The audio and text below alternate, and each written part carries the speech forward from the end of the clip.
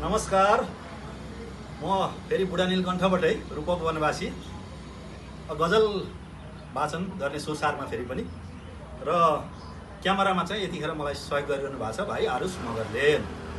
गजल सुरु हुन्छ यसरी। तपाईले सोध्नुभयो कसरी भरिएको हो, तपाईले सोध्नुभयो कसरी भरिएको हो, हृदय भरिएकोले कापी भरिएको हो, हृदय भरिएकोले कापी भरिएको हो, तपाईले सोध्नुभयो कसरी भरिएको हो। धाउन थालेपछि रोज जिमखानामा, धाउन थालेपछि रोज जिमखानामा, शरीरमा जोस जाँगर फुर्ती भरिएको हो, शरीरमा जोस जाँगर फुर्ती भरिएको हो, हृदय भरिएकोले कापी भरिएको हो। गाउन थालेपछि काफल चरीले गीत, गाउन थालेपछि काफल चरीले गीत, प्रकृतिमा स्वर बसन्ती भरिएको हो, प्रकृतिमा स्वर बसन्ती भरिएको हो, हृदय भरिएकोले कापी भरिएको हो।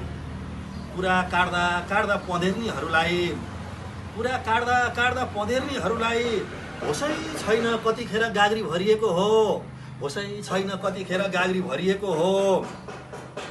भोलि छोरी घर पठाउने तयारीमा, भोलि छोरी घर पठाउने तयारीमा, डोका डालामा कोसेली भरिएको हो, डोका डालामा कोसेली भरिएको हो, हृदय भरिएकोले कापी भरिएको हो। श्री सम्पत्ति खलास भाथ्यो बरालिँदा, श्री सम्पत्ति खलास भाथ्यो बरालिँदा, श्रम सुचारू गर्दै खल्ती भरिएको हो, श्रम सुचारू गर्दै खल्ती भरिएको हो, हृदय भरिएकोले कापी भरिएको हो।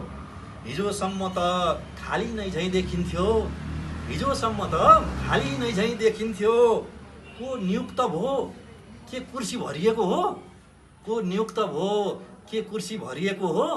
तपाईले सोध्नुभयो कसरी भरिएको हो, हृदय भरिएकोले कापी भरिएको हो, हृदय भरिएकोले कापी भरिएको हो।